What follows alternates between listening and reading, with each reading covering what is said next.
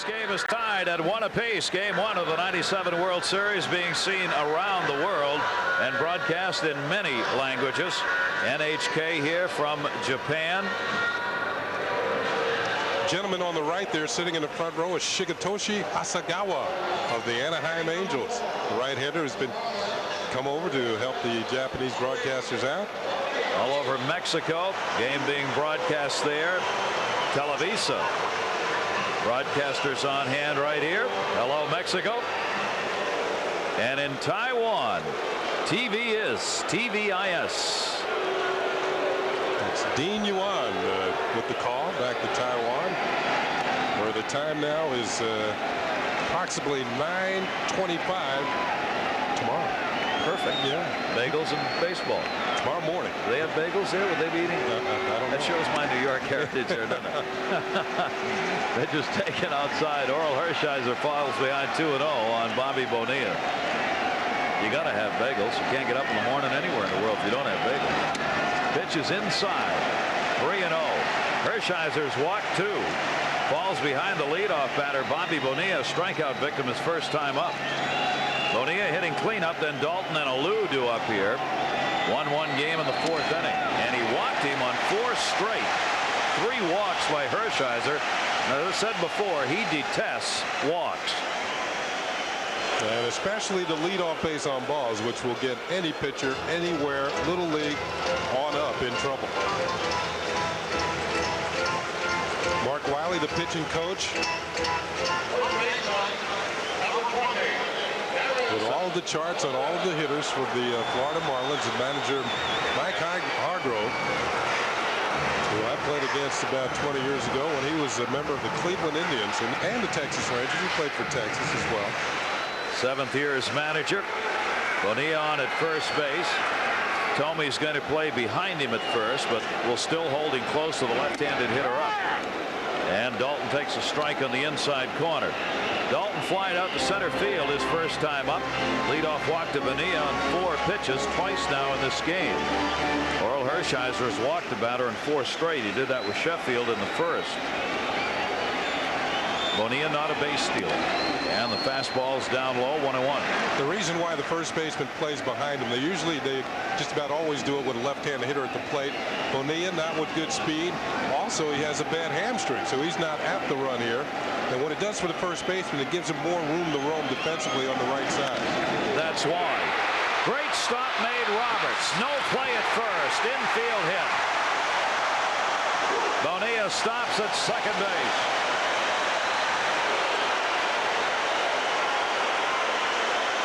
Well, I think there was one good defensive play here and one defensive left. First of all, Tomey can't get to it. Roberts makes the stop. I think Hershiser was a little late breaking off the mound to come over to cover at first base. See, Tomey takes himself out of the play. He can't cover at first. Pip Roberts looks to second, looks to first, has no play, despite the fact he made a great stop to keep the ball from going to the outfield. Hershiser just now getting over to first. He was more of a spectator than getting active and into the action on that play. Very unlike Oral Hershiser to not get a good break, but he didn't. Good play by Biff Roberts to come up with the ball, but he had nowhere to go with it. So a chance for the Marlins to take the lead. 2 on, nobody out, and Moises Alou a strikeout victim. Alou has had only 1 hit in 13 career at-bats against Oral Hershiser. Would you ask him to bunt here? Well, they don't ask him to do it very often during the course of a season, and managers don't like to give up a guy that drove in 115 runs and ask him to do something that he normally wouldn't do, because it probably won't get done. To ask a power hitter to bunt, but this is a clutch situation. I did it every once in a while. Maybe once, once a season, once or twice, you get a bunt down. Alou has no sacrifices this year. But he does have 115 runs batted in during the regular season. No bunting here, fouled off, and a strike 2 count. So Hershiser ahead on the count. Cleveland looking, of course, to get the double play if they can right here. With Bonilla on at second base and Dalton on at first, those are not speedy base runners. And Alou is not particularly fast. Good runner. but he can be turned on 2 if he can get the ground ball here. Well, one of the reasons he hits into quite a few double plays because he hits the ball so hard, makes it easier to turn the double play. Hit into 13 during the regular season. Rich Donnelly shouting instructions to Bonilla, watching the bag. Breaking ball hit in the air. It is deep. Will it stay fair? Goodbye, home run! Moises Alou! A 3-run homer.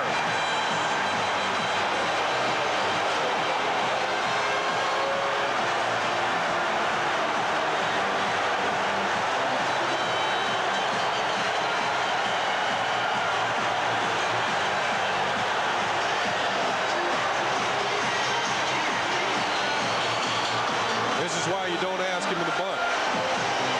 115 runs batted in during the year. A big hit here. I think he was a little out in front of this. Didn't have his best swing. Got good wood on the ball. And it just stays fair. It will hit the fair pole down the line for a big 3-run homer. Moises Alou, first postseason home run. 9 postseason RBIs now. And it erupts here in Miami. A 4-1 Marlins lead. Charles Johnson fouls it off. Orel Hershiser. There is an irony in the fact he gets so many ground ball outs. He also gives up a lot of home runs. He gave up 26 home runs during the regular season. 14 to right-handers. And Alou got one here with 2 on. Well, you know his dad has to be proud. His dad, Felipe, the manager of the Montreal Expos, who played in the 1962 World Series against the New York Yankees, hoping his son could get something done that the Giants couldn't do back in '62. The Giants lost to the Yankees 4 games to 3 in that series. Broke my heart. Yeah. And that one, a towering shot, way back. Charles Johnson, a monster home run.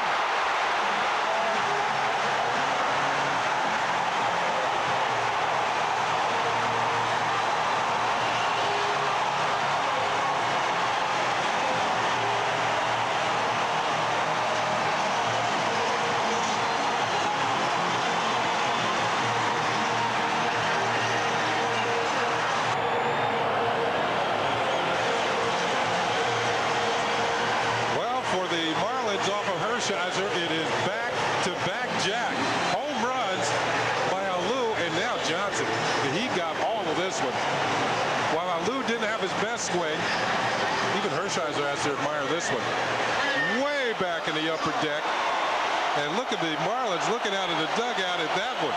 It was crushed. Back-to-back home runs off Hershiser. A 5-1 lead for the Marlins. Second postseason home run for Charles Johnson. Greg Counsell's ground ball. Thome will play it to the bag. That is the first out of the inning. The first 4 in the 4th inning. It's scored against Hershiser. All started with the dreaded leadoff walk.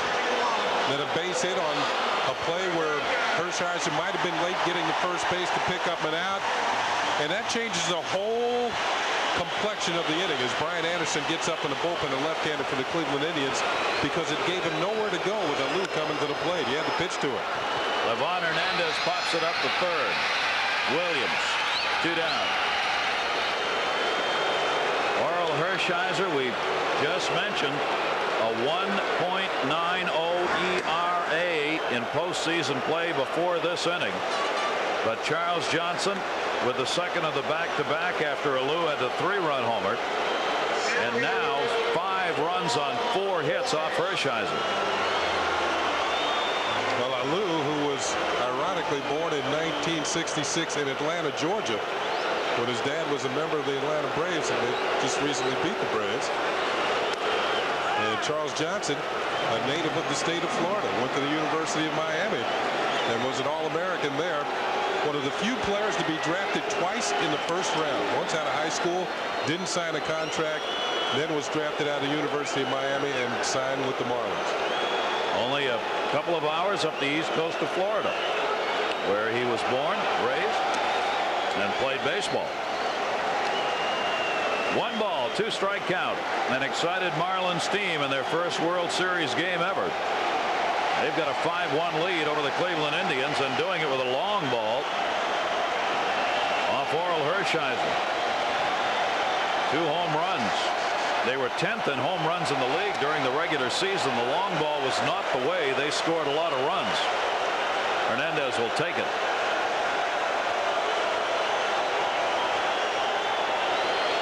Well, with Hershiser behind the mound now, taking a little bit of a breather. We mentioned the fact that he was the 3rd oldest pitcher to start Game 1 of the World Series. Early win back in 1959 for the White Sox, beat the Dodgers, and Sal Maglie for the Brooklyn Dodgers beat the Yankees. So the 2 older pitchers won their games. Hershiser's going to need some help in this one. Yes, he will. 2 down, nobody on, 2-2 count. Breaking ball hit in the air to left field. That ball's carrying. Justice gets back there, though, and will put it away. 7 men come to the plate in the 4th inning. Florida Marlins. Moises Alou, a 3-run homer. Charles Johnson, a solo shot. Marlins 5, Indians 1.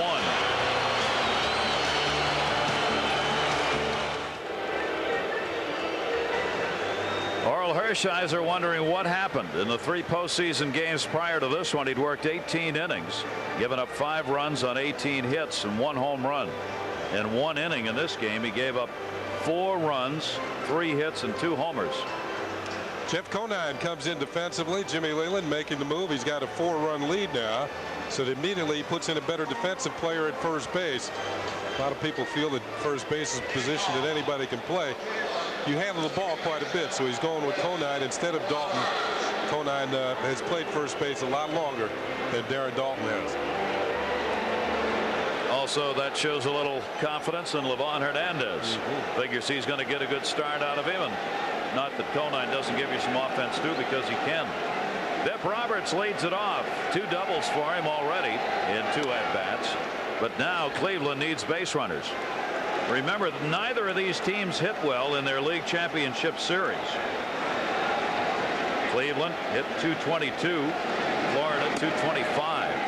Florida has come out here after he'd been shut down by Oral Hershiser and put some up in a hurry.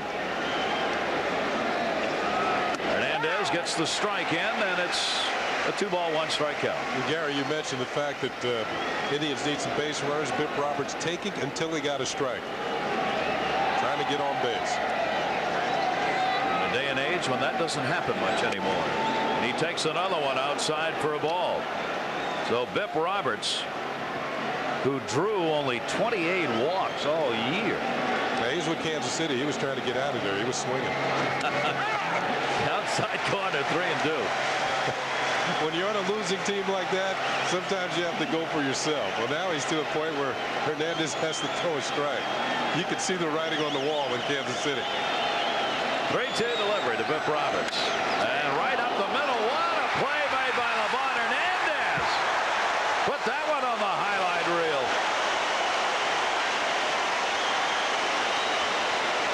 Oh, he saw him make a good play in Game 5 of the championship series. Take a hit from the Atlanta Braves. This one looked like it was headed for center field. Gets his right foot out of the way, falls down, but has the leather, the glove in the right place. And throws out the Bipster. He can do no wrong right now, Kenny. He has worked 20 innings in the postseason, given up 3 runs. That's it. 3 runs on 12 hits. And he's got a 5-1 lead here. Omar Vizquel, a sacrifice, and flying out, rips that one to right, out in front of it too far. Foul ball, 1-1. Omar Vizquel from Venezuela, wearing the number 13. Those fans, baseball fans in Venezuela might remember that David Concepcion of the Big Red Machine, Cincinnati Reds, back in the mid-70s. That's the number that he wore, number 13. Vizquel, one of the game's outstanding shortstops, shows bunt, takes it. 30 years old, .265 career hitter, so he gives you some good numbers. But magnificent leather shown in the field. 2-1 pitch, ground ball towards short. Renteria. One good shortstop to another. 2 down. Game 1 of the 1997 World Series here in Miami, Florida. We've got all of them for you as the Cleveland Indians and the Florida Marlins do battle as the final two teams still alive in Major League Baseball. Game 1 tonight in Miami. Game 2 tomorrow. Right back here. Chad O.J. for the Indians and Kevin Brown scheduled to make the start. Note the time, 7:30 for Game 2. And you can expect to see just as many fans here tomorrow night. Big house on hand. 2 down, nobody on. And Ramirez fouls that one off. Ramirez has drawn the 2 walks given up by Hernandez in the game. Even though he's sporting only that .214 batting average in this postseason. At a career high .328 average during the regular season this year. Way up high by Livan Hernandez, 1-1. Well, we just had a shot of the crowd. The biggest crowd ever here was in an exhibition game, March the 30th, 1988. When the Yankees, New York Yankees, played the Baltimore Orioles. They had 67,654. That record might be in jeopardy tonight. Towering fly ball to left field by Ramirez, and this ball is gone. Goodbye home run. And the Dingers are coming in South Florida. Ramirez with a homer makes it a 5-2 ball game. And another towering fly ball to left field. Third home run of the postseason for Ramirez and his 7th postseason RBI. Well, he mentioned he might be one of the guys to break out who had been struggling. It's the first time actually he's got a chance to swing the bat. He walked his first 2 times up. Well, Hagen breaking ball. This one was teed up and hit into the night here in South Florida. You've heard of Moon over Miami? He's added another one. Yeah. So it is a 5-2 game now on the 5th hit off Livan Hernandez, who we mentioned gave up only 5 home runs during the regular season.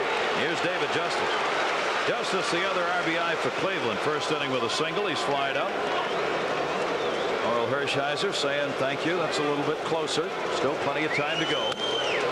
That ball he just got under and popped it up to second base. Craig Counsell backing up, puts it away. 5th inning. A run on a hit. Nobody left on. Cleveland draws 1 closer on the Ramirez blast. 5-2.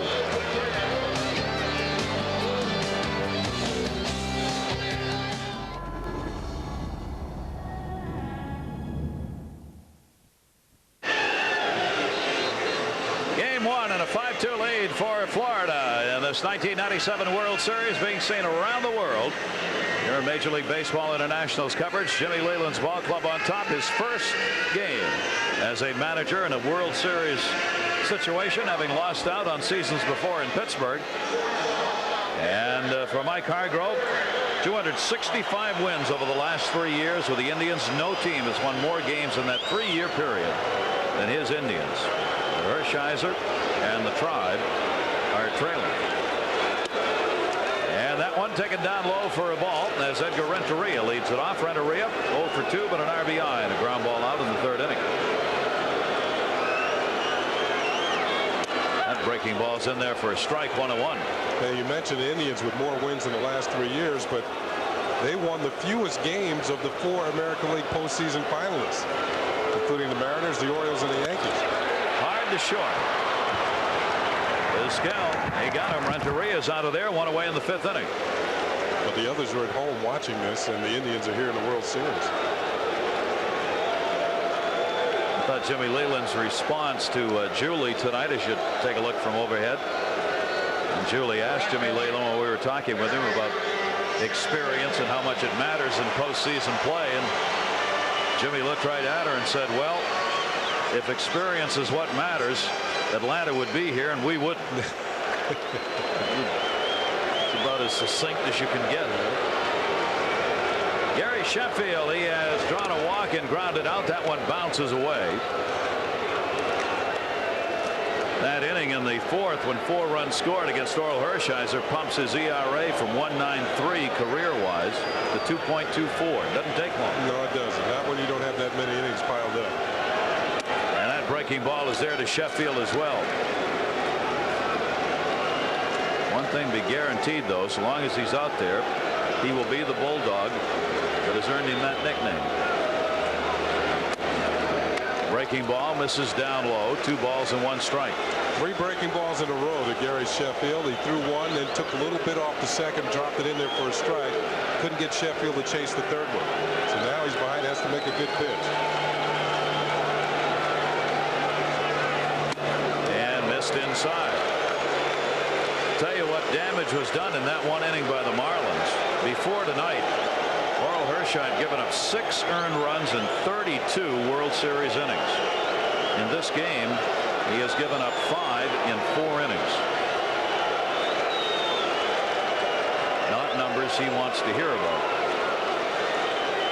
3 ball, 1 strike count with 1 down. Sheffield waiting. Breaking ball, 3-2. Every pitch has had a wrinkle in it. Every pitch has been a breaking ball. And by breaking ball, I mean either a slider or a curve, something that breaks away from Sheffield. I get another one right here, too.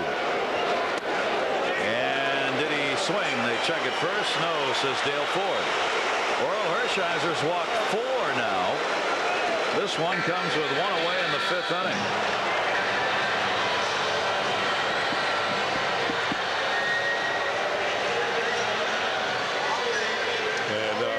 Hargrove will go tell Mark Wiley, the pitching coach, to go out and talk to him. And usually when the pitching coach goes out there,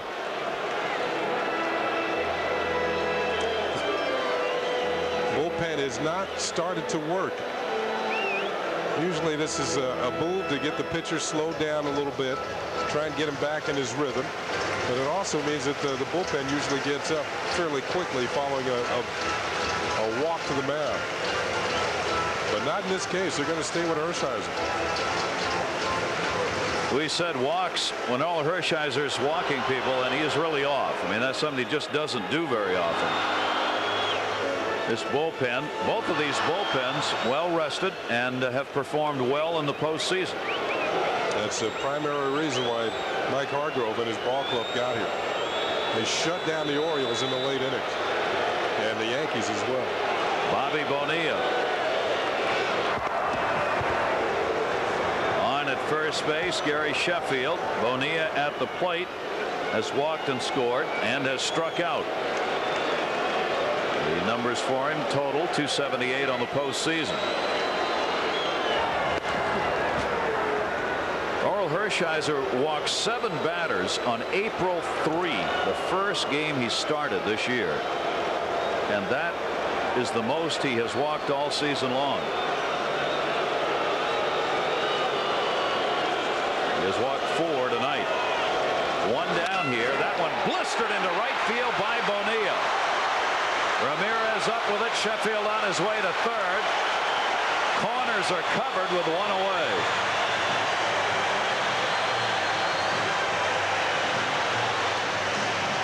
I've always felt that when you come up to the plate following a hitter that has just walked, you're going to get something pretty good to hit.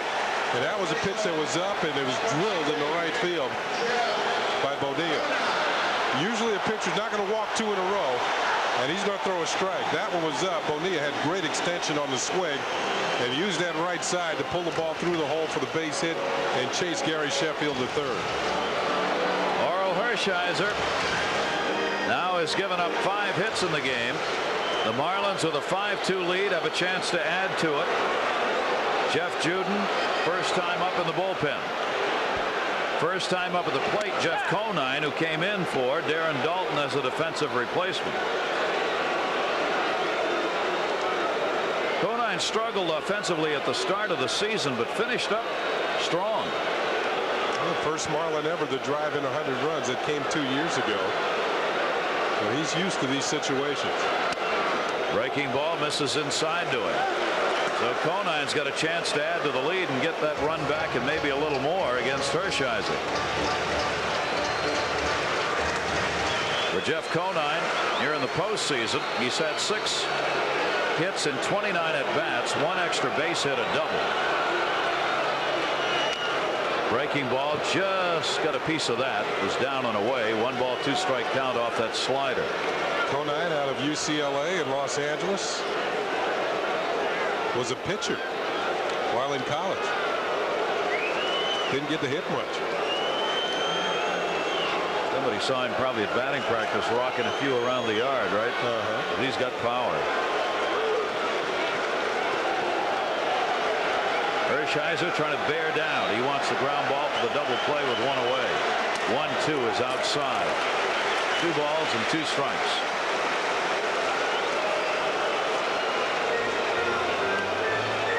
Conine very adept at hitting the ball to the opposite field. Here's tomorrow night's starter for the Florida Marlins, Kevin Brown, who won 2 games in the National League Championship Series over the Braves.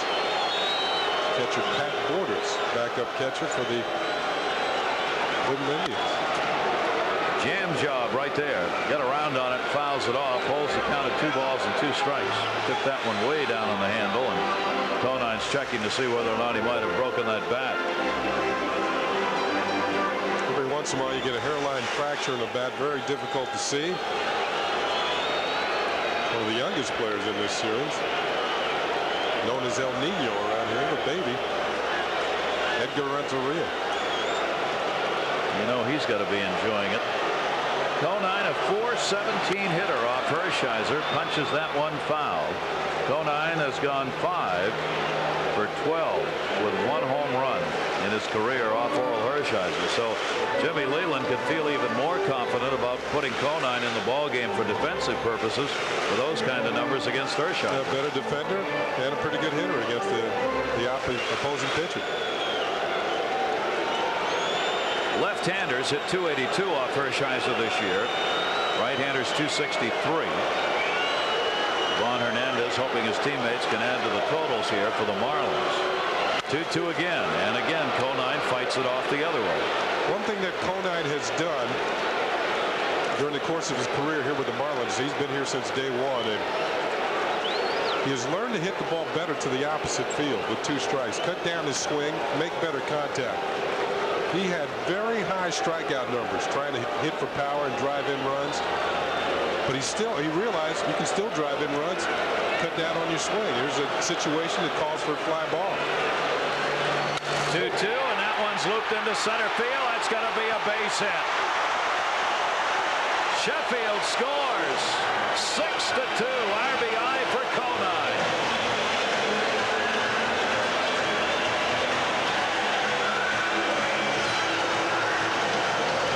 That run back, and they've also forced Orel Hershiser out of this ball game. So Hershiser 8-1 in postseason starts is gone. Mike Hargrove, his manager, coming out to get him. Conine took him to 8 pitches. Well, he mentioned cutting down his swing, not his best swing, but effective to get the run in and knock the pitcher out of the game. 39-year-old Orel Hershiser, the starter in game 1 for the Indians, out of there, having given up 6 runs on 6 hits and responsible for 2 base runners.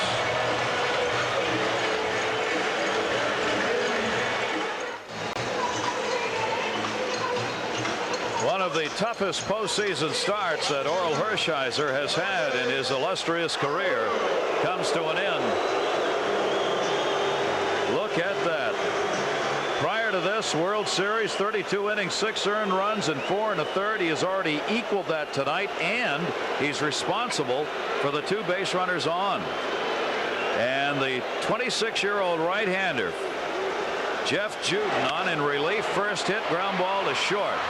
Vizquel 1. Biff Roberts nowhere to go with it. They get the force out at second base. Bobby Bonilla moves over to third. Conine taken out at second. Alou reaches on the fielder's choice. Alou going for the first pitch, expecting Juden to come in and throw him a strike. He does. The ball is to the right of Vizquel. Makes it more difficult to turn the double play because the play just takes too long to develop. Juden comes on. Here's his record with Cleveland. He was traded to the Indians from the Montreal Expos. He had some success in Montreal.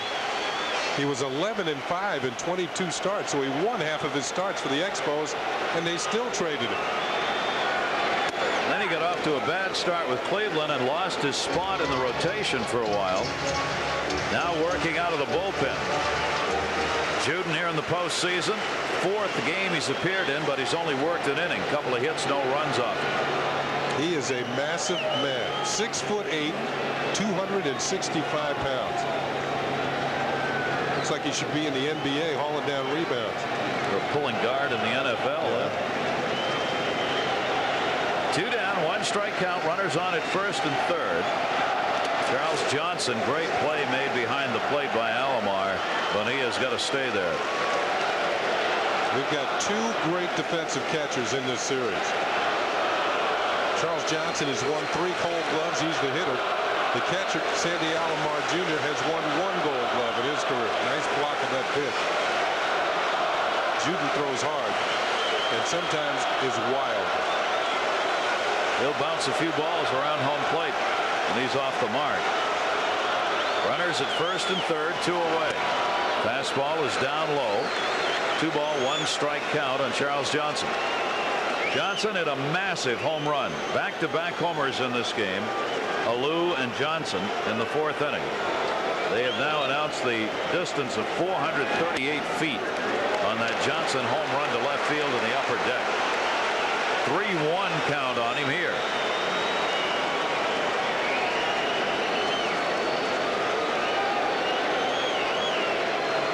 Six to 2 lead for the Marlins. Down to third and fouled off. It'll take it full. 3 balls and 2 strikes. Florida's been able to get key hits or even key outs that score runs here so far tonight. They've got a chance for another one to add to it.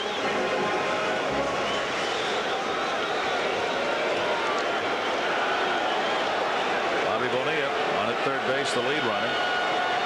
Alou at first. Alou goes, bounced in the dirt. Bonilla's coming home. He's going to score. Alomar couldn't find it. Wild pitch.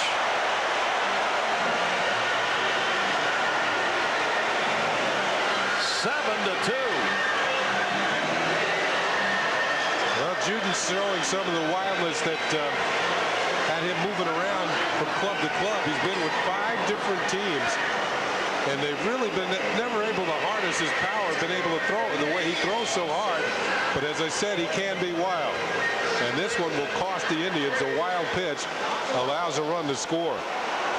Juden's been with Houston, Philadelphia, San Francisco, Montreal, and now Cleveland. Wild pitch, run in. Runners at first and second as it was ball 4, and almost another wild pitch. Charles Johnson picked up the walk on that 3-2 pitch. Alou, who was running, ends up at second. He couldn't go any further. Run will be charged to Orel Hershiser. Now Juden is facing Greg Counsell. 2 on, 2 down. And that misses. And he's behind here. 2 balls and no strikes.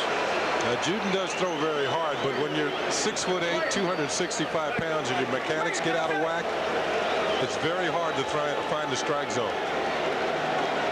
This bullpen against the Orioles was 4-0 with a 2.14 ERA in the league championship series. And in 11 postseason games, the bullpen 5-1 with 3 saves and 5 chances. But Juden is struggling right here.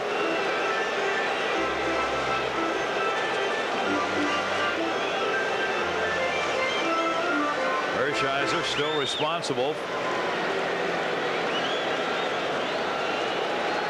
It looks like in that eye, what happened? He's having a hard time figuring that out.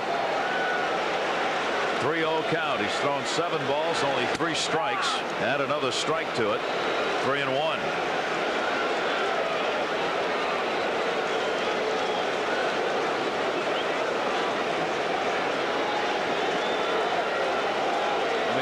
Club on top here, 7-2. Fouled off outside of first. They now got 7 runs on 6 hits in this game.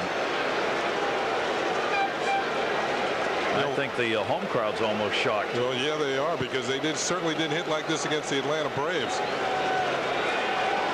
They only hit one home run in that series against Atlanta. They hit 2 with 2 hitters tonight. 3-2 count, 2 down. Runners ready to go. They are off, and the pitch is way up high and away, and they're loaded. He's walked 2 in a row. These 3 are his responsibility. Mark Wiley again out to the mound, and I'm going to try and get Juden straightened out here. Just give him say anything to him. Have the catcher sit up in the middle of the plate like Sandy Alomar is doing, but you can see how wild that pitch was. Juden, no idea of his release point right now. Just can't throw a strike. Hargrove can't afford to get any further behind in this game. No, he can't, but if I'm a hitter coming to the plate, I'm going to be up there stepping lightly, because Juden is wild. I would also believe that he's just as apt to throw a ball right down the middle. That's where he's aiming, right down the middle, and he just can't get it there. Well, can Livan Hernandez do even more right? He can't do anything wrong. He's got a bases loaded situation with 2 down here in the 5th inning. He's taking all the way, and he gets out of the way in a hurry. He backed out before the ball was released. He's not going to hit me. Smart 22-year-old, isn't he? He'll take a walk, give him an RBI. Stands out again. It's there. Fastball. 1 ball, 1 strike. Bases loaded, 2 away. 7-2 lead. 2 more runs in here in the 5th inning, both charged to Hershiser, who gave up 7 earned runs on 6 hits in 4 1/3 innings tonight, including 2 home runs. To short, Vizquel. He'll go to first base, and Livan Hernandez gave it a whirl, but not quite. But the Marlins get 2 more runs. Hershiser's out of the ball game, and the Indians are down by 5.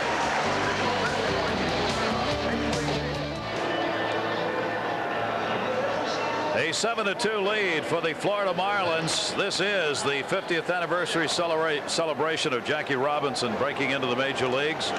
And Julie Croteau has got a very special guest. Julie. Thanks, Gary. I'm here with Rachel Robinson. Rachel, 50 years ago, your husband changed the face of baseball. How do you think he'd feel about the celebration that Major League Baseball has put on for him this year? I think he'd be thrilled by the celebrations. I think he would hope that it would spark new interest in social change in the contemporary times. Now, just out of curiosity, how many first pitches have you thrown out this year? Not many this year, because I'm retiring from the throwing out first pitches and asking my students to do it. Very nice. Thank you very much, Rachel. Gary? 2 beautiful ladies right there. And a nice play by Bobby Bonilla on Matt Williams. 1 out here in the 6th inning. Rachel Robinson, one of the classiest and most gracious persons I've ever met. She's traveled from ballpark to ballpark this year as they recognize Jackie Robinson, and baseball retired. Number 42 in perpetuity. It will not be worn again in the major leagues ever, except by those 3 players who already are wearing it. And back in 1947, she was step by step by Jackie's side through the tough times. Leonard Coleman, the National League president, sitting right next to her. She continues to work for his causes and hers. Jim Thome did go around on that last one. 1 ball, 1 strike. Thome's 0 for 2. He's lined out and grounded out. Continuing to struggle here in the postseason. A 138 average coming in, and he hasn't added to it here. Here we're talking about Orel Hershiser, 4th best ERA in World Series history. 7 earned runs allowed, has tied a World Series record, the most ever surrendered. It's happened 5 other times. That one deep to left field. Thome may have one. It is gone. Goodbye home run. Jim Thome over the scoreboard in left field over the 361 mark. And the home runs continue to rattle here at Pro Players Stadium. The second picked up off Livan Hernandez, and it is a 7-3 game. Indians need to get Jim Thome going. He has struggled through the postseason, but this might make his bat wake up a bit. Pitch out over the plate. Has power to all field. Remember years ago, Tony Perez, who now works for the Marlins in their front office, the great Tony Perez from Cuba, said to be a real home run hitter, you got to be able to hit the ball out of the ballpark anywhere. And Thome certainly can do that. So Thome gets his first postseason home run. And it is a 7-3 game. Livan Hernandez with a couple of dingers off him now. One away, nobody on. Alomar 0 for 2. He has grounded out and struck out and takes the pitch down low for a ball. Livan Hernandez, of course, 2-0 in the postseason with that great complete game win he had in his last outing against Atlanta. 2-2 the count. Dennis Cook, first bullpen action we've seen for the Marlins. Well, we mentioned the Cleveland Indians bullpen has done a fine job in the postseason. Jimmy Leland has seen his bullpen pick up the pace. Just missed outside with that. 3-2.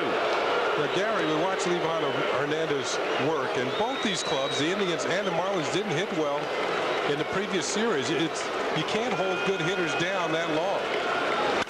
That one ripped to right field, speaking of which. And Alomar's on with a single. So with one away, Indians keep the inning alive. 7-3 ball game. You get a couple of base runners on, and all of a sudden this game looks a whole lot different. Larry Rothschild, the pitching coach, on his way out. Well, I mentioned good hitters adjusting, coming out of the frigid swings that they've had in the recent series. And Alomar, this piece of hitting, they're going to the opposite field with a base hit. Alomar on at first base, one away, and the discussion goes on at the mound. Rothschild leaning in, talking to Hernandez. Obviously, anytime needs help, it'll come in a hurry. Bullpen deep, fully available. Leland and Rothschild will make those decisions here depending on how they think Hernandez is throwing.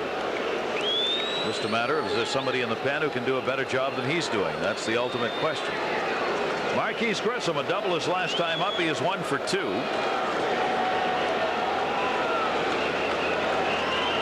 Little murmur going on here in the crowd now as they realize the Indians get a couple on, and they do, and this game suddenly's got a whole new flavor. Marquise Grissom delivers a single. He's 2 for 3. And suddenly it looks like Livan Hernandez isn't fooling anybody. That's 8 hits now for Cleveland. 2 on, 1 away. And the pitcher due up here, Jeff Juden, he'll be coming out of the game. And Jeff Branson will come on as the pinch hitter.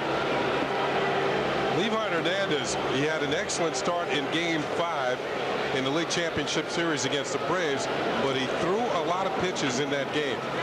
And sometimes it will affect the pitcher in his very next start. He will hit the wall sooner. He won't be as effective as long in his next start, and sometimes in his next few starts.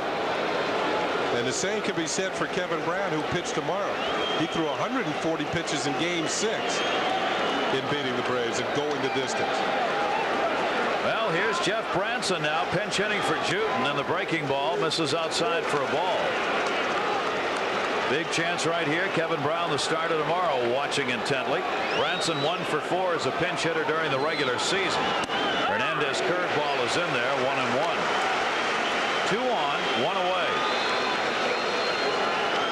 For fans who might not be aware, Jared Wright is a rookie right-hander for the Cleveland Indians, and the Indians have decided to give him more rest because he's never thrown this many innings in a season.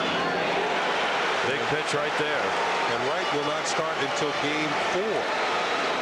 So the Indians holding their rookie back while the Marlins start Hernandez. I think a lot of it has to do because they're right here in Florida, and a lot of people like to see this young man. And that pumps him up. He was 5-3 at home with a better ERA at home than on the road. 1 ball, 2 strike count.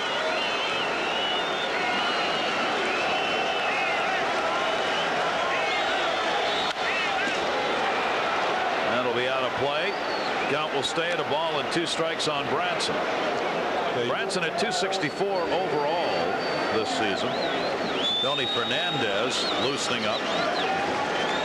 This is where Mike Hargrove has to manage Ken in a way he didn't have to do in the regular season. Yeah, pinch hitting for pitchers. Maybe making a double switch down the line. Moving one player into different spots in the batting order while bringing a pitcher into the game.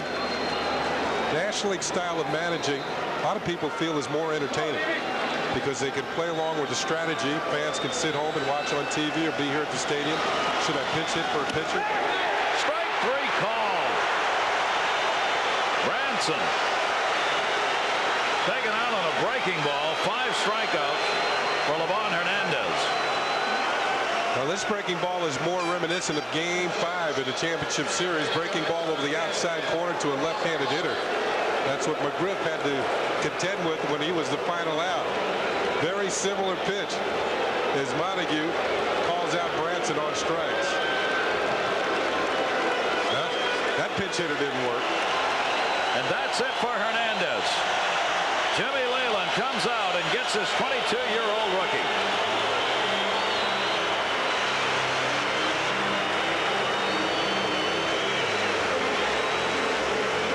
But he certainly did the job asked of him here in this game and could be a winner. Cleveland trying to make a further dent in that 7-3 lead. They've got runners on at first and second. Hey, if you'd like to keep up with the latest World Series news and updates, including all the baseball information, log on. Major League Baseball at Bat. Major League Baseball's website, www.majorleaguebaseball.com. Let us know how you're enjoying the game. Well, Hernandez came out. He's got a chance to win this game, but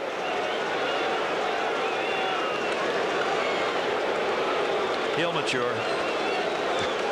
Larry Rothschild went after him. So did John Cangelosi, the veteran. It doesn't look good to your teammates. The idea is to win the game. Runners on at first and second. And now it's fouled off outside of first base. Bip Roberts, switch hitter, batting right. I think part of that is that Jimmy Leyland and Larry Rothschild are well aware of how many pitches he threw in his last start. They're protecting a young arm that they want to have around for a long, long time. Dennis Cook has been great out of the bullpen, and they bring him on. He's given up no hits and no runs in 5 1/3 innings. 1 walk and 5 strikeouts over that 5 1/3. Roberts fouls it back. This is a key moment in the game right here. 6th inning. A chance for the Indians to get back in it. They've already scored a run on the homer by Jim Thome. They've got Alomar on at second base, Grissom on at first. Bip Roberts has had 2 doubles in this game, 2 for 3. That's another reason why Jimmy Leyland took him out of the game. Bip Roberts has been tough for Hernandez to solve tonight. And he almost had another hit on that smash back through the middle. Roberts is a .257 hitter right-handed and 280 left. 280 left, so they wanted to turn him around the other way too. So all of those are reasons why you make the move right there. 2 down, 2 strike count on Roberts. 7-3 lead for the Marlins. Long look by Dennis Cook. Way up high. 1-2. Wanted him to chase that time. Roberts would not.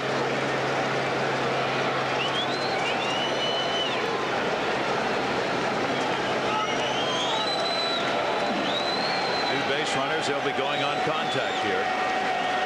John Cangelosi, veteran. Check swing. They want to look at first. No. Dale Ford. 2 balls, 2 strikes. They'll keep the bullpen active down there with Jay Powell and Heredia, who's standing 49. He's ready if needed. So is Powell by the looks of things. 2 ball, 2 strike count. Bip Roberts in a big at bat in game 1 of the '97 World Series. And he punches that one to right field. It's playable. Sheffield's there. He's got it. Roberts is retired, so Cook comes on and gets the job done, and Cleveland leads 2 more. They're 1 for 9 now with runners in scoring position. One of the reasons they're trailing in this game 7-3. Florida Florida trying to win the first World Series game they've ever been involved in. They've got the 7-3 lead here on their home carpet. And a beautiful night here in South Florida. And for our viewers in Australia, Major League Baseball International will be visiting your corner of the world this November and December. There are the dates and the cities for the 1997 International Baseball Festival as it goes down under. Sights and sounds of America's pastime. Chance for you to take a turn at bat, clock your pitching speed, run the bases. You can have your own baseball card made. A day at the ballpark is what it will be like. We hope you'll take advantage of it in Australia. Those dates, those cities coming up. Baseball going worldwide. Players coming from 4 corners of the earth, including Australia. Crowd has had a lot to cheer about here, and my first World Series, I was a Cubs fan. Well, the Cubs haven't been in the World Series since 1945. They haven't won a World Series since 1908. I was a Cub fan. I got tired of waiting. Yeah. Eric Plunk, 34-year-old right-hander, comes on in relief for the Indians, and he slips on the mound and almost drills Devon White. Like Juden, a hard thrower, sometimes his control can be suspect.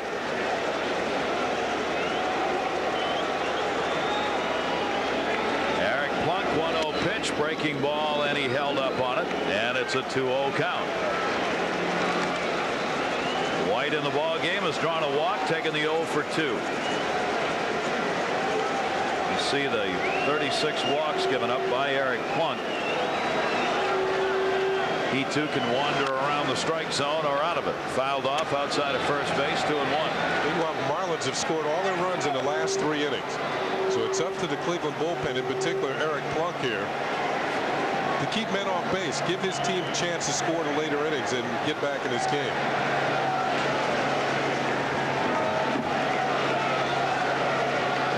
2-ball, 1-strike delivery, and that one misses inside. 3-1.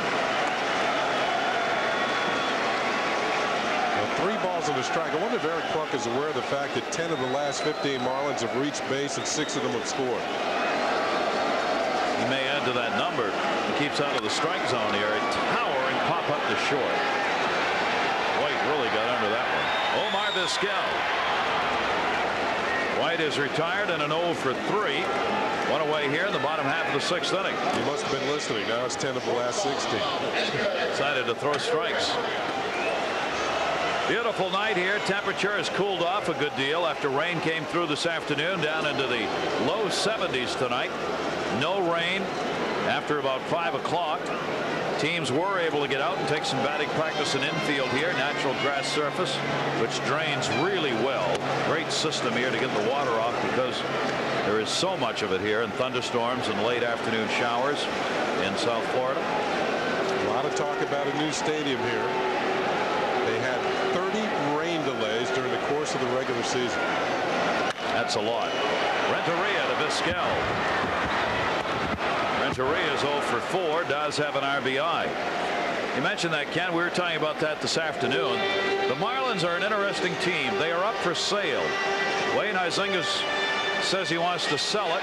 Jimmy Leland was very upset when Huizenga announced that this year. Leland has an out in his contract that if the team is sold, he can leave. Jimmy's wife and children have already moved back to Pittsburgh, where his wife wants to raise the kids. They've come down for the World Series. I can't imagine Jim Leland will be back with this ball club as a manager next year. And if they sell it, they're going to have to cut the payroll a lot. And there may be a manager and a lot of star players gone. This could be a Marlins team that could win the whole thing and be totally changed next season. And that would be a shame, but I think the key, if somebody mentions that a new stadium might be in the offing, I would think that if Wayne Huizenga, that's the only chance he'll keep the team, if he can get a new stadium.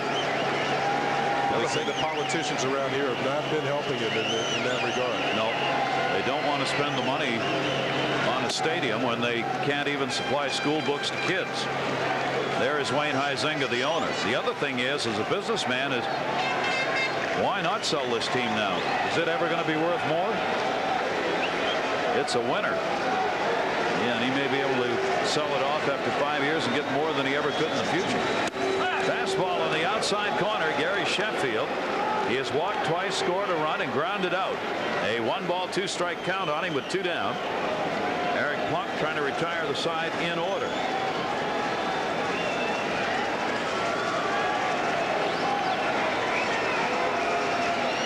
Big waggle of the bat, swung on and missed. Good inning by Plunk. So he sets him down 1-2-3. Only the second 1-2-3 inning for Cleveland pitchers. But Florida's got the 7-3 lead after 6. Florida leading it. There's the line over the first 6 innings. Gary Thorne, Ken Singleton. I'm not sure either of us expected to see this number of runs scored by the Marlins already. Well, the bats has certainly come alive in the opening game of the series against the veteran Orel Hershiser. The Cleveland bullpen trying to hold things down a bit if they can, give the Indians a chance to get back in this ball game. And the Indians are quite capable of getting runs on the board too. That's a team that's hit over 200 home runs in each of the last 3 seasons. I think it's a matter of getting men on base to give themselves a chance for a big shot in this ball game. Omar Vizquel will lead it off here as Cleveland tries to get it going in the 7th inning, and the fastball is a strike called. Vizquel, a sacrifice, has flied out and grounded out. The Indians do have 8 hits in this ball game. One of the problems, though, is they've gotten people on base and they've not been able to get them home. Dennis Cook, the left-hander, and that one's foul back. 7 runners have been left on by the Indians in this game, and Cook will try and keep it that way by not letting anybody else on. Jay Powell and Felix Heredia have both been up in this game previous to this occasion. Hitting coach Milt May of the Marlins. A little happier tonight than he was against the Braves. Yeah. 7 runs, 6 hits. Home runs back-to-back in this ball game. Alou and Johnson have drilled the long ball out of here in a big 4th inning, getting Hershiser out. I mean, that's a huge plus here for the Marlins, to have the runs scored and to have them scored against Alou on those 2 home runs by those guys. Getting Hershiser out after only 4 1/3 innings. Dennis Cook's got a 2-strike count. Vizquel 0 for 9 lifetime against Dennis Cook, and he went up the ladder to get that one and fouls it off. It'll stay a 2-strike count. And Dennis Cook, we mentioned, has come up very huge in the postseason. But here's a guy who's bounced around a bit. In fact, he's been with the Cleveland Indians twice during his career. He's with Cleveland during 1992 season and in 93. Went to the White Sox in 94, then back to Cleveland in 95. But he's left-handed. Yeah, he'll move around. He's been with San Francisco, Philadelphia, Los Angeles, and also Texas.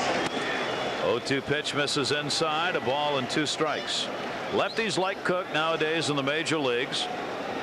Teams want them to come in particular situations to get 1 out.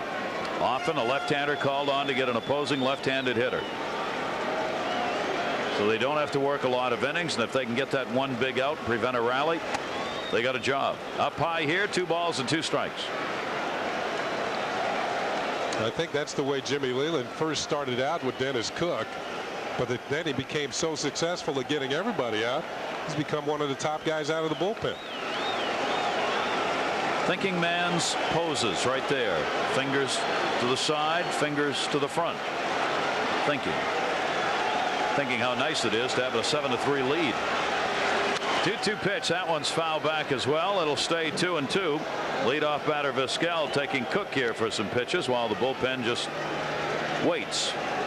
Rob Nen, their closer, 31 there, has got that arm all wrapped up. Nothing wrong with him.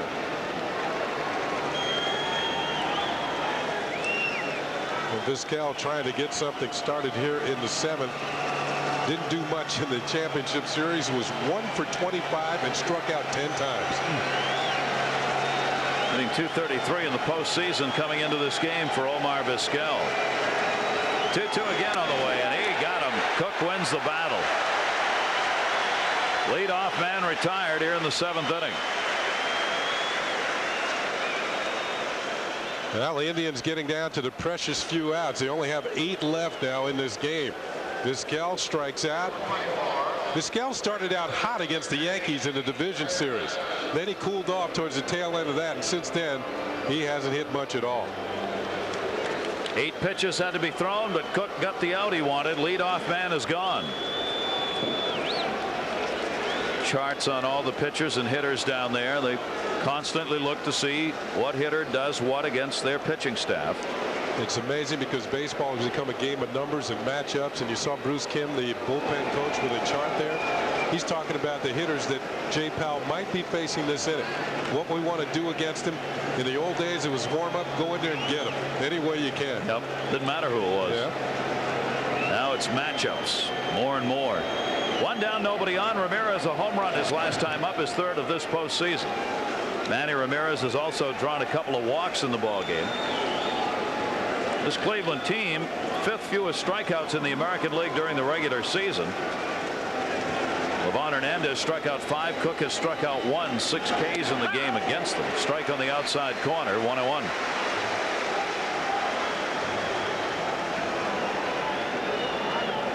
Learning. Felix Heredia.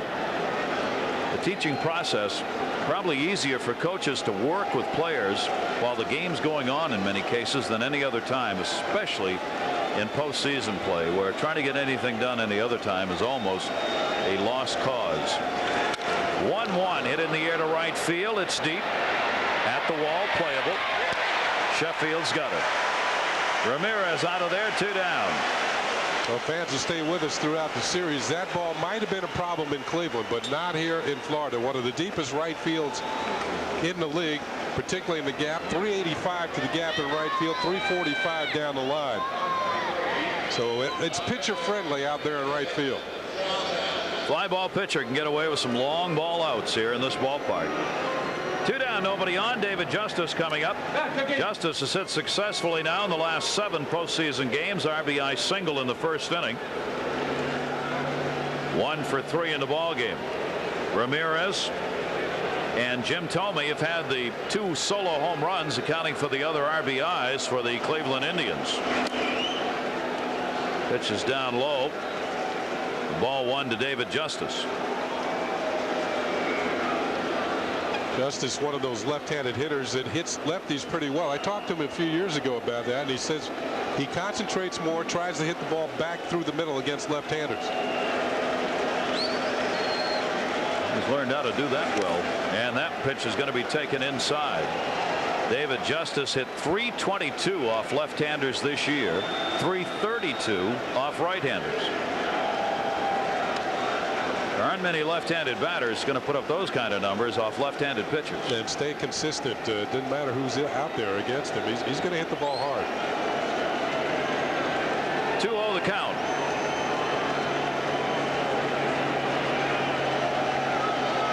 Outfield straight away on Justice. Sidearmed him that time, going over towards first base on the delivery, and he falls behind. 3-0.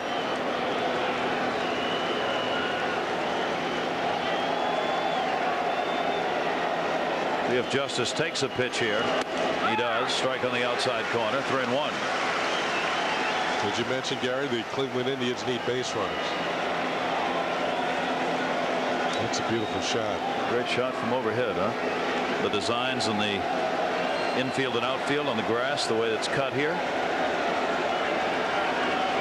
3-1 delivery, and he walked him. So Justice draws the walk. Only the 3rd surrendered by Livan Hernandez and Dennis Cook combined here, and this one counts at 2 down in the 7th inning. That'll bring up Matt Williams. The reason Rothschild obviously is unhappy here, you put Justice on, now you got a home run hitting Matt Williams coming up, and a right-handed hitter.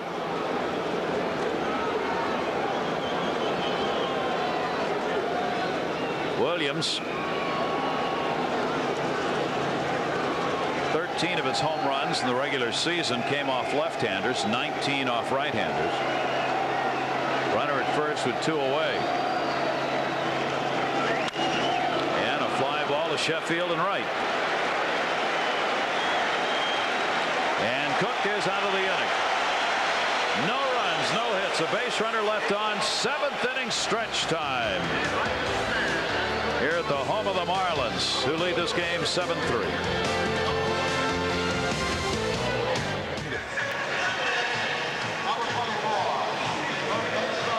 Bud Selig with the suit coat on. Paul Beeston in the pink shirt, the 1 and 2 men in baseball. Selig, the acting commissioner.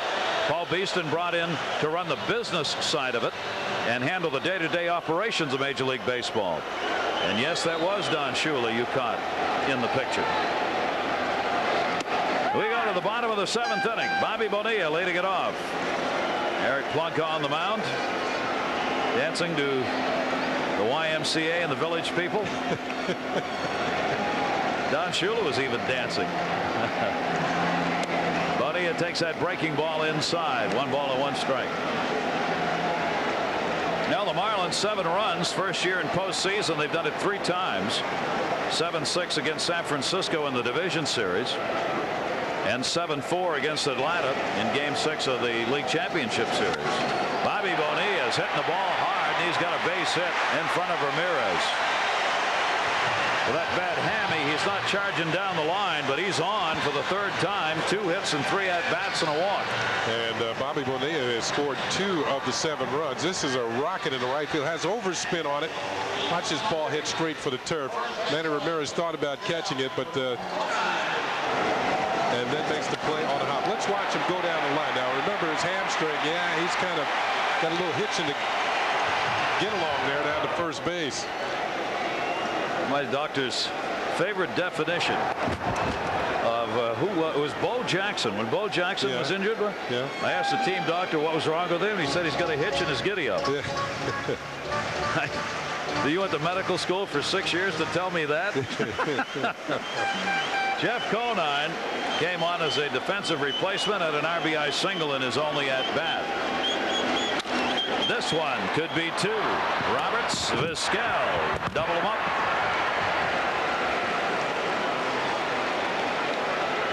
And there are 2 down here in the 7th inning. Conine hitting into the double play. Nicely turned, but watch Vizquel at second base. This is not a good throw from Bip Roberts. Watch him have to reach down low around knee high. Middle infielders want the ball around the chest level so they can turn to double play. But this one's down low. Vizquel has to reach, make the catch. Boy, he is smooth around shortstop. Turns the double play. 4 Gold Gloves for Omar Vizquel. And I bet you there's a 5th on the way. Yeah. They have 1 for every finger on a hand. And just like that, 2 away. Eric Plunk now working to Alou. Alou had a big 3-run homer, the big hit in this ball game.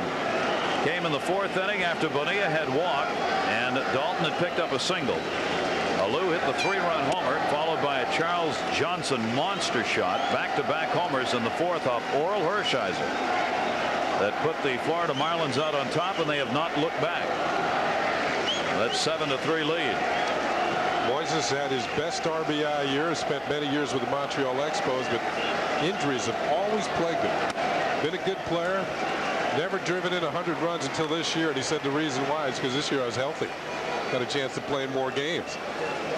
He's had some tough injuries. Shoulder surgery on each shoulder. That horrific broken leg back in 1993. Anybody who saw the video of that injury cringed. Oh yeah. Fastball, that one taken down low, and he is on. So Plunk surrenders the walk. Hershiser gave up 4 walks. Juden gave up 2, and Plunk has now surrendered a walk. So that's 7 free passes given up by the Cleveland staff in this game. Not good. A disappointing start so far. Runner on at first base, 2 down. And Charles Johnson up, and he takes a strike.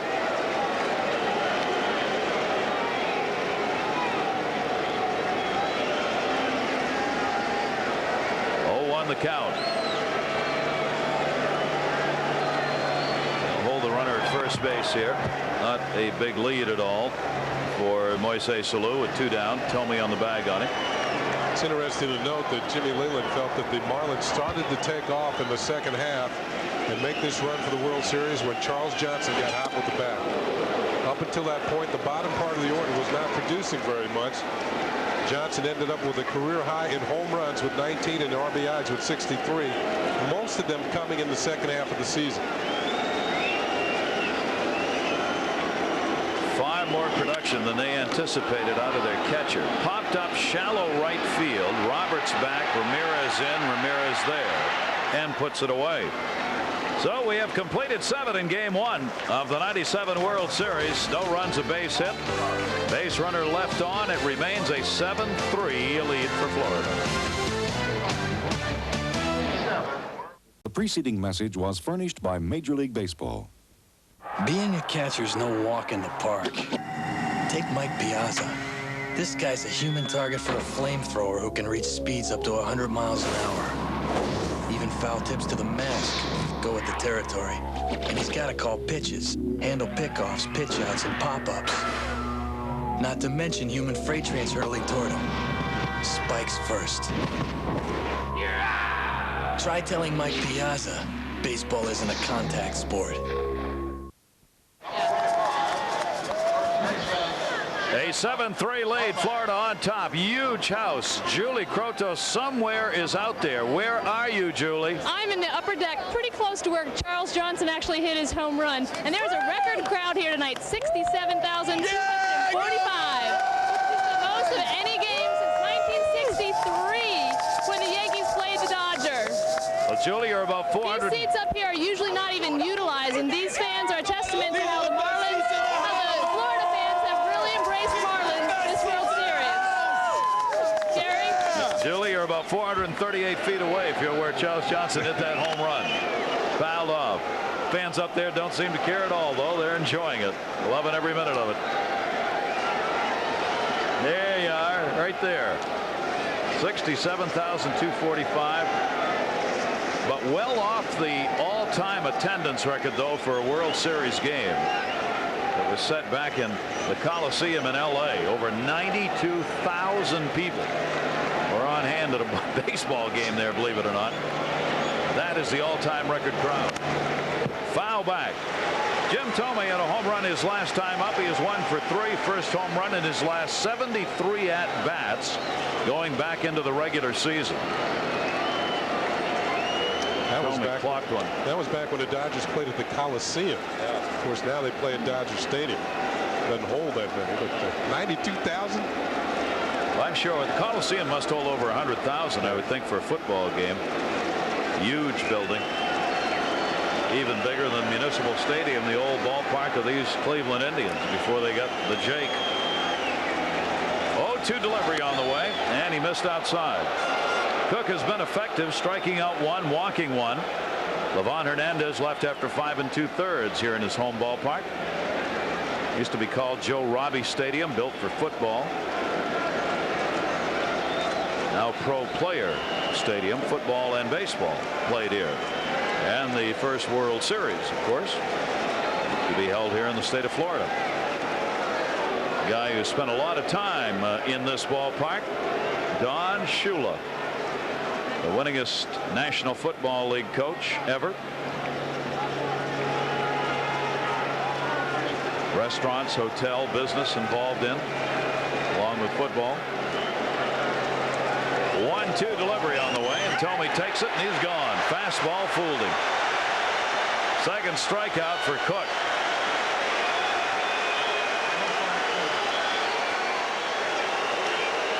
Thome knew he was taking a hike after this pitch.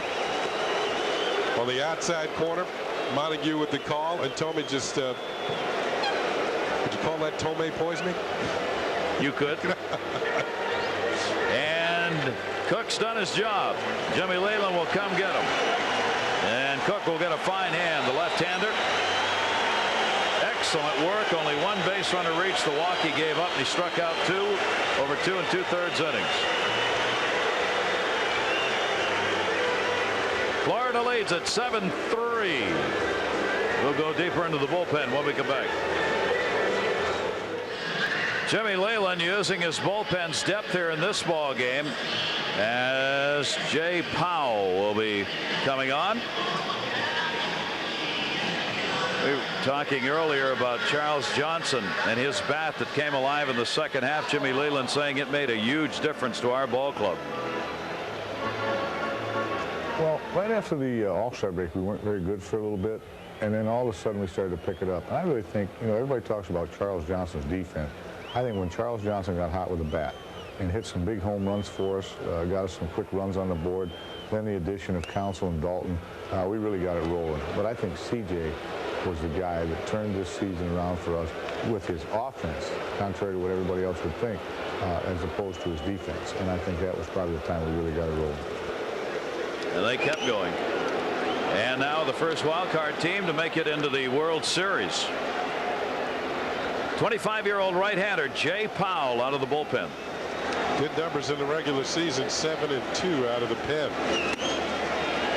Alomar at the plate, 2-1. Sometimes there are secondary trades that you make that don't make the big headlines or the bigger deals. Jay Powell came over from Baltimore in one of those trades. It has really been a big boost to the bullpen for Jimmy Leland. They traded him for second baseman, utility infielder Brett Barbary, who has since been in Baltimore and left. This really makes the deal look good. Conine puts that one away. Alomar's retired. He's 1 for 4 now. And there are 2 down here in the 8th inning. You might wonder, with Dennis Cook pitching so well, why did Jimmy Leland take him out of the game? Because at this stage of the game, he's going with matchups. 2 right-handed hitters coming to the plate in Alomar and Grissom. He goes to the right-handed pitcher to get the matchups down the line. Remember, he has more than one left-hander out in the bullpen, so if he wants to bring one in to face Justice later on, he could possibly do that too. All rested, in fact, all needing a little bit of work at this point. 2 down, bases empty. Marquise Grissom, after striking out in his first at-bat, has had the double and single. Cook worked an inning and 2/3. Walked 1, struck out 2 for Dennis Cook. Now his postseason total, 7 innings, no runs, zip, as he is really contributing the left side of that bullpen for the Marlins and stays to watch. Yeah, they have Felix Heredia and Ed Vosper, 2 other left-handed relievers. 2 ball, 1 strike count, 2 away. 7-3 lead here in game 1.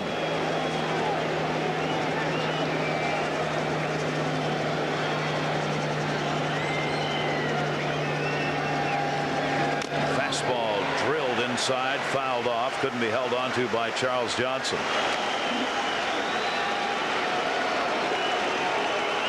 Left-hander Ed Vosper.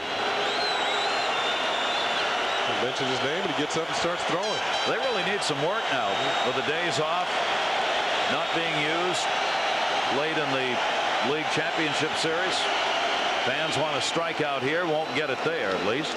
2 balls and 2 strikes.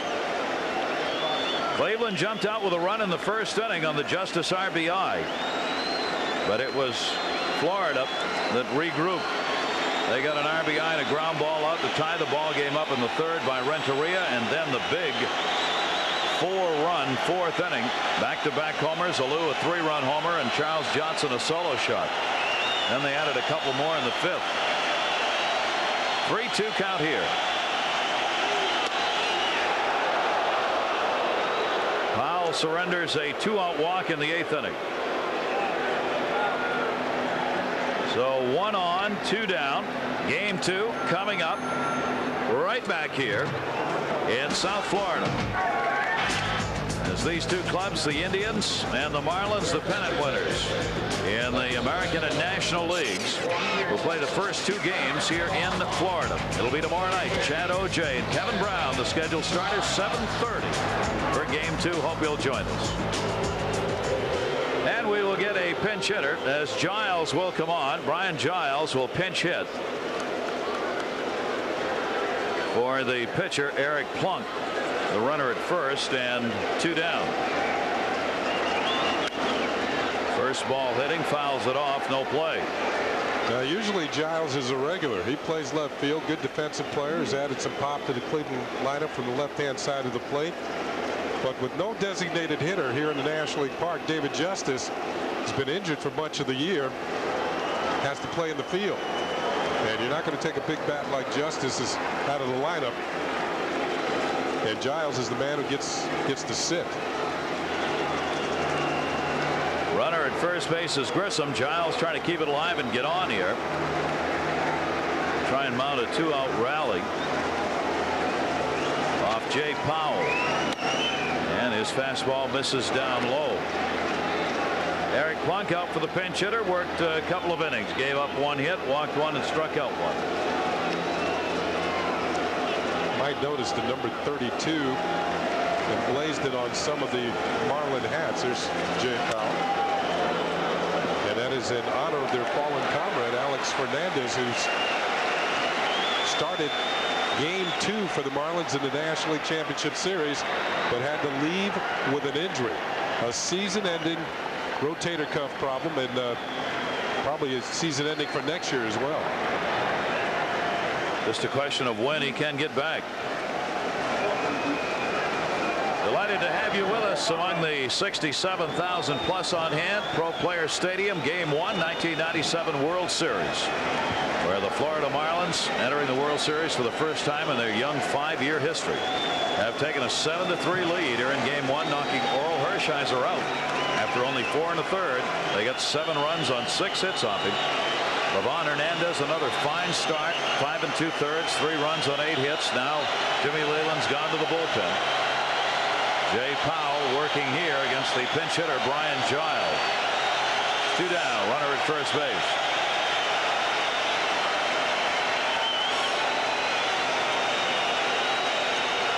Grissom being held at first. Missed down low with that. 2 balls and 2 strikes on Giles. Grissom a good stolen base threat, but I doubt he'll be going here, because if he's thrown out, that would mean that Mike Hargrove wasted a pinch hitter. He's going to have to bring a pitcher in anyway. So Grissom's going to hold it first, and maybe Giles can catch lightning in a bottle, hit 1 out. Inside this time, or maybe even get a walk. Yeah, 3 balls, 2 strikes.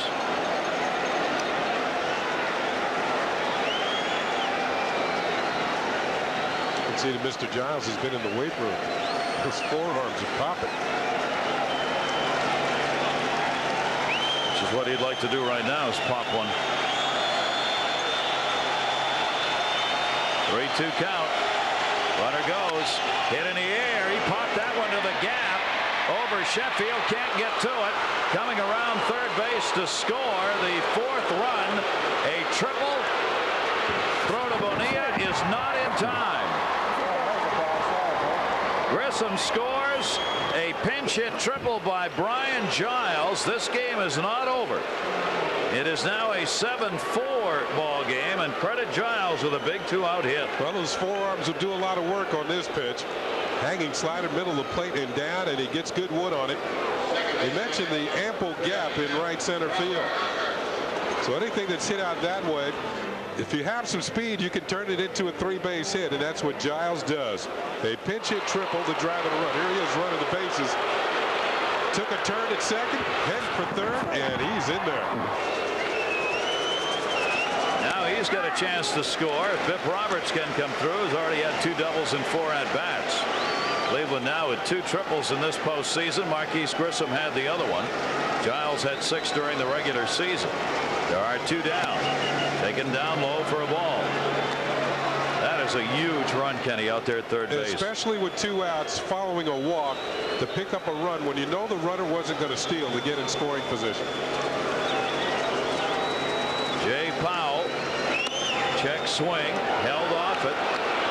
2 ball, 1 strike count, and the fans now squirming a little bit here. Well, both Roberts and Vizquel in the on-deck circle are switch hitters. So it doesn't matter who Jimmy Leyland brings out of the bullpen. They'll just jump on the other side of the plate. Bonilla looked like he was laying down the law to Jay Powell.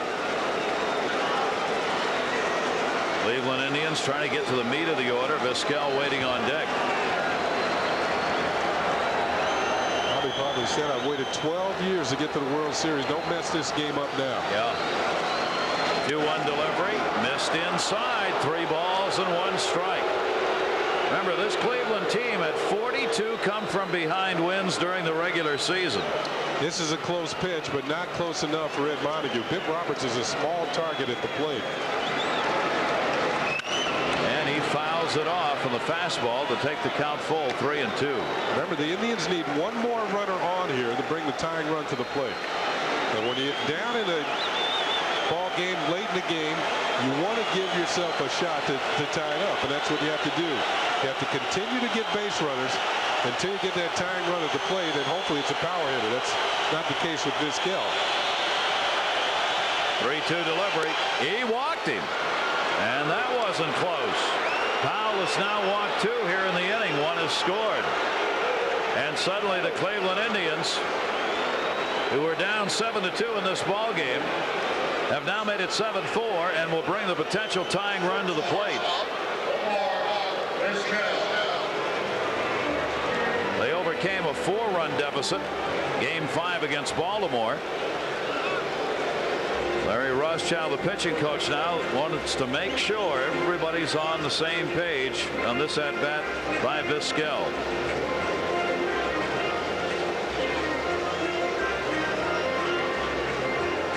Ideally, what the Indians would like to see, and you mentioned that 4-run deficit they overcame.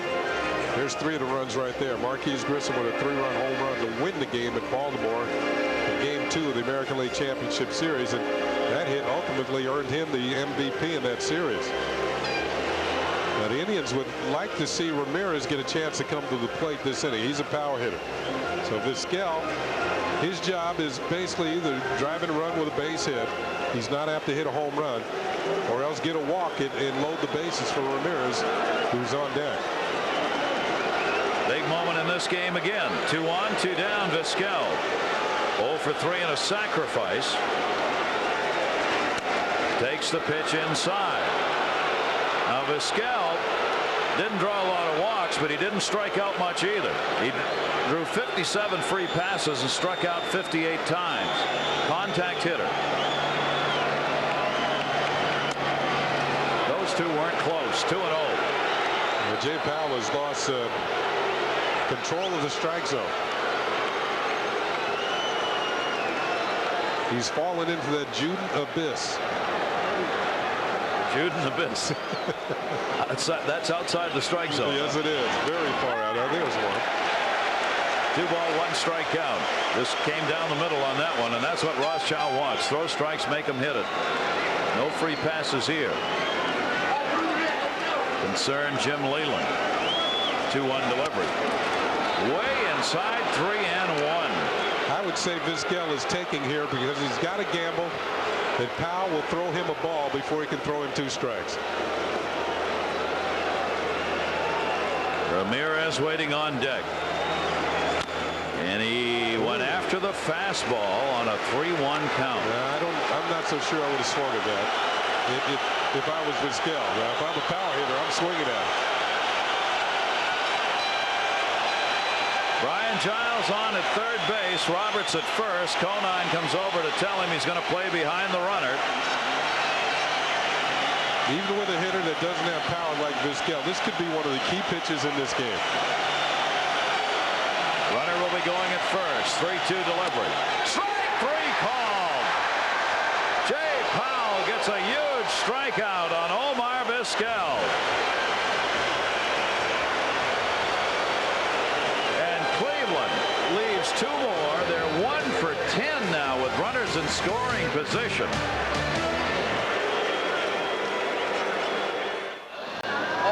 Bottom of the 8th inning. Florida on top here, 7-4. Big strikeout picked up to end the inning as they got Vizquel out of there. Powell getting the K and leaving 2 more on.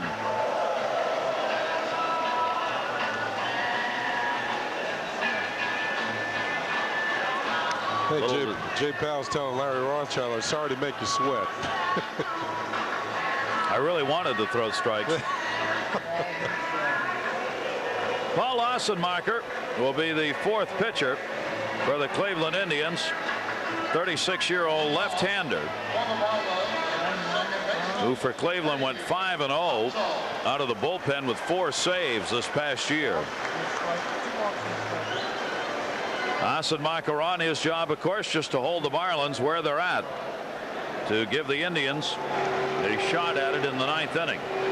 Greg Counsell coming up, then the pitcher in the top of the order tries to bunt his way on, fouls it off. Counsell has doubled and scored, grounded out and walked in the game. Marlins with a chance to win game 1. Livan Hernandez could pick up his 3rd postseason win. And Orel Hershiser, his 2nd ever postseason loss. Breaking ball off speed is there for a strike. 2-strike count on Counsell. Good job by Eric Plunk, who preceded Ossenmacher to the mound. 2 innings, no runs, a hit, a strikeout, and a walk, and he held the Marlins at bay while the Indians gained a little ground. Wow. Hello.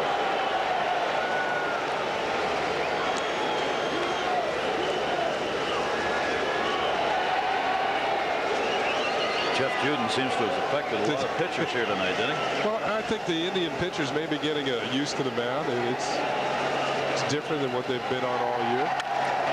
Slow roller to first base. Tommy with the easy play. 1 away. Counsell retired. You're looking ahead, 9th inning.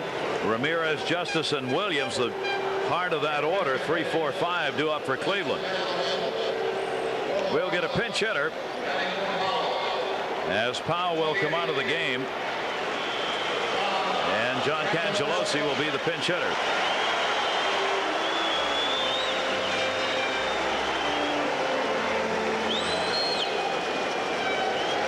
Coach Johnny Goro, former infielder in the major leagues, making the adjustment.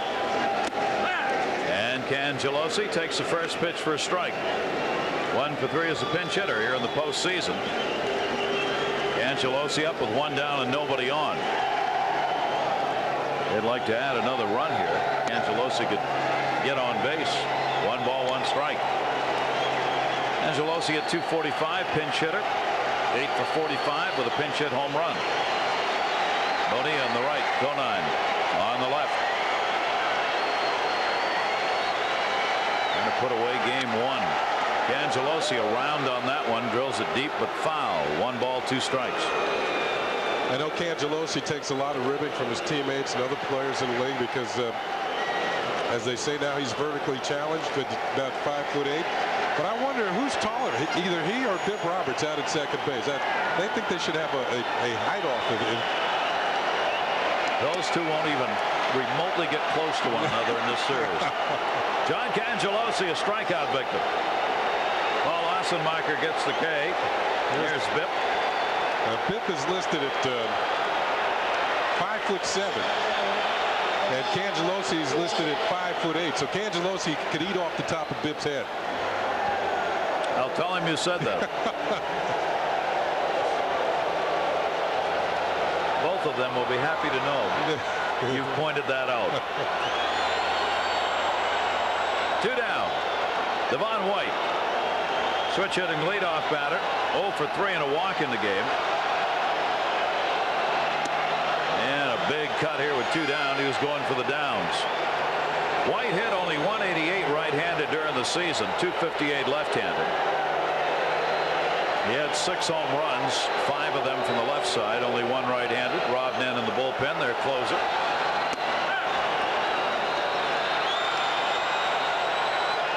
This game finishes the way it is right now. Everything has gone the way the Marlins would have wanted it to go. They got a good start from Hernandez. The middle relief, Cook and Powell did well. They're going to get a chance to get their closer in, get him some work. They've equaled their high in postseason runs here by scoring 7. They found the long ball. Alou with a big 3-run homer. Charles Johnson with another. Leland's been able to maneuver at his pace when he wants to. Hasn't been forced to do anything. Pretty well been a Marlins night so far, Ken. White swings and misses. They'll have to make the put down right there. Alomar does, and that'll do it. 1, 2, 3 inning. Ossenmacher retires the side in order. We go to the 9th inning. Rob Nen, the closer, will come on to try and protect a 3-run lead. The future of money. And by Pepsi, Generation Next. Well, they came ready to celebrate, and they may get their opportunity. 3 outs away from winning Game 1 of the '97 World Series, the Florida Marlins, and Rob Nen, their closer, is on the mound and ready to go.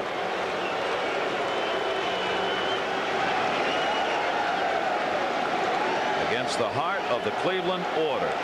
Ramirez, a home run, 2 walks and a slide out, takes the pitch for a strike. Rob Nen, one of the hardest throwers in the league. Usually around 95, 96 miles an hour, occasionally up near 100. That's when he's feeling really good.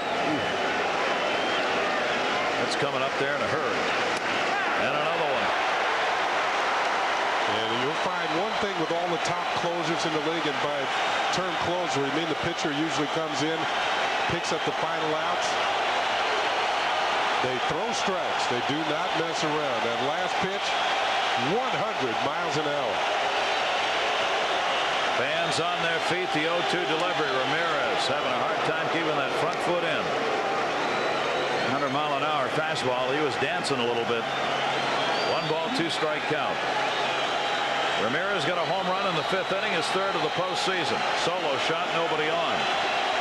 Jim Tome's home run, 6th inning, solo shot, nobody on. Tried to overthrow that one a little bit. 2-2. That ball sailed. Even Charles Johnson couldn't come up with it.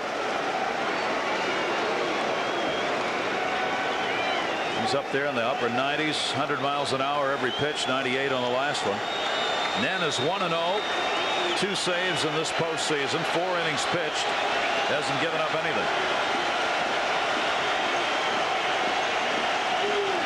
2-2 ground ball to short. Renteria.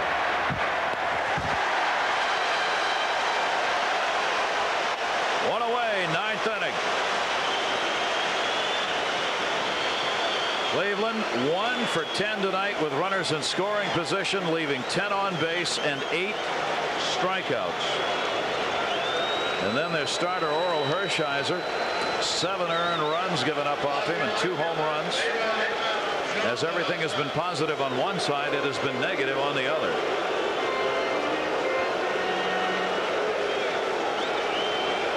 And all Cleveland's got to look forward to is the ace of the Florida staff, Kevin Brown, in Game 2. 1 down, 9th inning. David Justice. There is Brown. He's been taking numbers and taking names, sitting there all night long.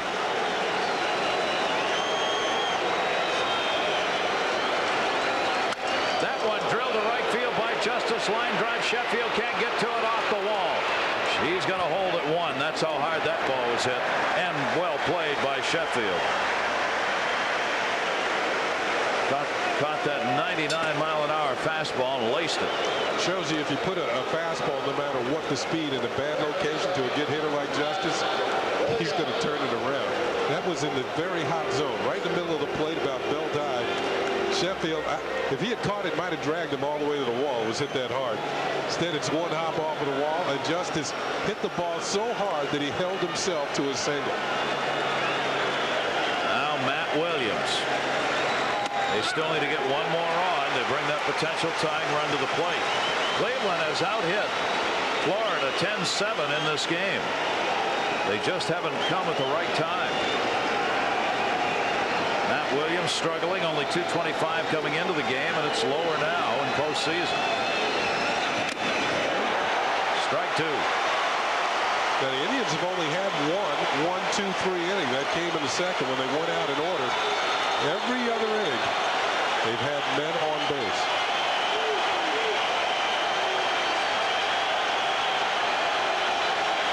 $67,000 plus up and cheering.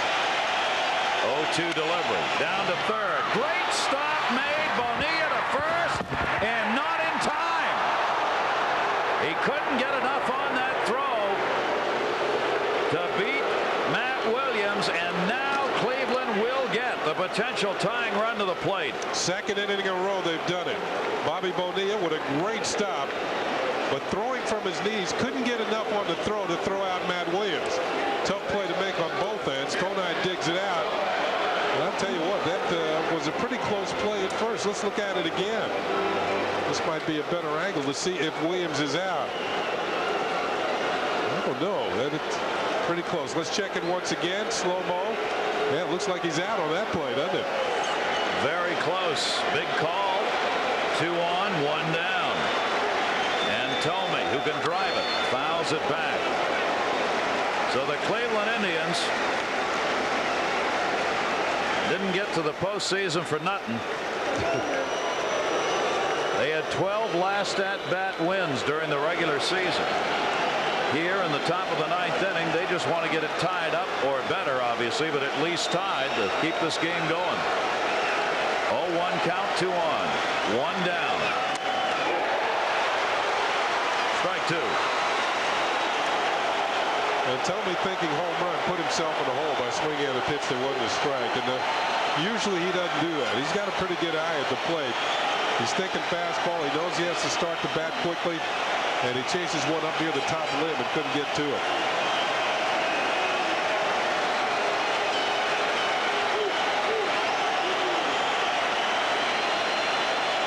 Two-strike pitch. Struck him out. 2 down.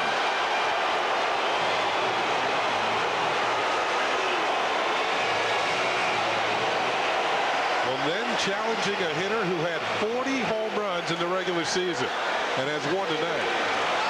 That was almost right down the middle. But Tomey couldn't catch up to it.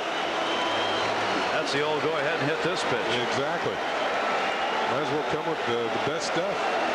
Not out of it yet. Sandy Alomar Jr. Ball 1. 2 on, 2 down, 9th inning. Florida's got the 7-4 lead. Marlins 1 out away from taking game 1.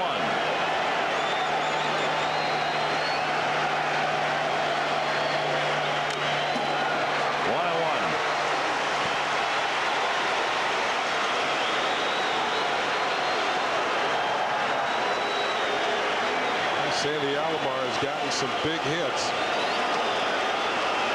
all through the season. Home run in the All-Star game, was the MVP in the All-Star game. Home run off of Mariano Rivera of the Yankees that tied a ball game that turned around the division series. Had a big hit in the championship series to drive in some runs against the Orioles. 1 ball, 2-strike count. Nen throwing, raw heat. But can he hit Rob Ned? Not yet again.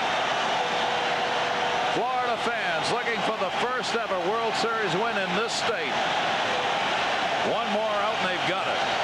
1-2 to Alomar. Swung on and foul back. 67,245.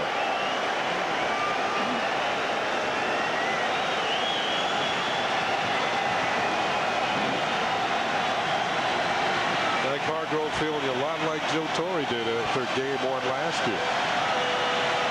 Alex Hernandez, the major cheerleader now for Leland's Marlins. Leland looking for his first ever World Series win. 1-2 the count. Fouled off.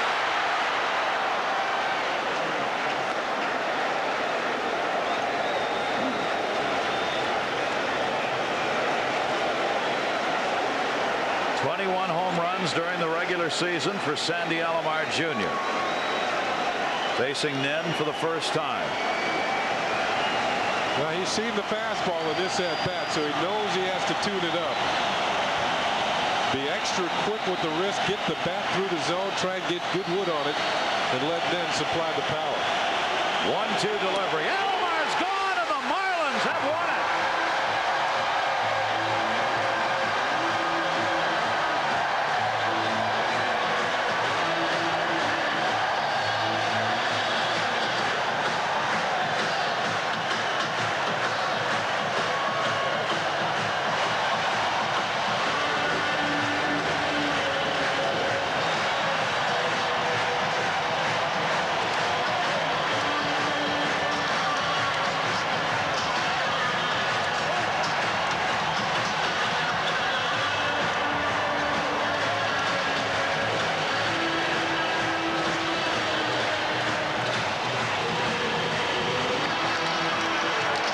Here's a look at the final pitch of the ball game. And once again, Rob Nen challenges a hitter and just has too much velocity on that fastball for a Cleveland batter to handle. 1 for 12 with runners in scoring position for Cleveland. They left 12 on base in this game. And Jimmy Leyland, in his first World Series game ever as a manager, has his team pick up the win. Nen will get the save, his first. Livan Hernandez, the winner, 3-0 in the postseason. Orel Hershiser lost it 0-1, and only his second postseason loss ever, and our Pepsi play of the game. Well, let's go to the 4th inning. 2 men aboard for Moises Alou against Hershiser, and Alou's first ever postseason home run. And at that time, the Marlins jumped out in front 4, make that 3-1. And it came off Orel Hershiser. They're celebrating here in Miami. There's the final. Marlins win it. We'll be right back. He's only 22 years old. He has won his first World Series game, and he's 3-0 in the postseason. Livan Hernandez beating the veteran Orel Hershiser. Nen gets the save. He gets the save, and I think that one thing that the fans saw tonight, that both teams, the bats started to come alive a little bit in this series. Indians pounding out 11 hits, only 4 runs. Couldn't get the hits at the right time. Marlins getting the long ball going with Moises Alou and Charles Johnson in that 4th inning. The Indians hit 2 home runs themselves. So it's something that did not happen for either team during the championship series. They didn't swing the bats. They're starting to swing them now. And what a great house on hand here to see it. But for Cleveland, the loss and the big blow by Alou that came in that 4th inning when they had the back-to-back home runs. His a 3-run homer, followed by the solo shot picked up by Charles Johnson. Livan Hernandez wasn't happy that he came out. I guarantee you he's happier now because he's got the win as the starter in this game. And Nen, their closer all year, gave up a couple of hits in the 9th inning, but ultimately got it done. He picks up a World Series save, and they take a 1-0 lead. We will be right back here tomorrow night, 7 o'clock. We will start with our pregame show. OJ and Brown are the scheduled starters for Julie and Ken. I'm Gary Thorne. Thanks for joining us, everybody. We'll see you tomorrow night.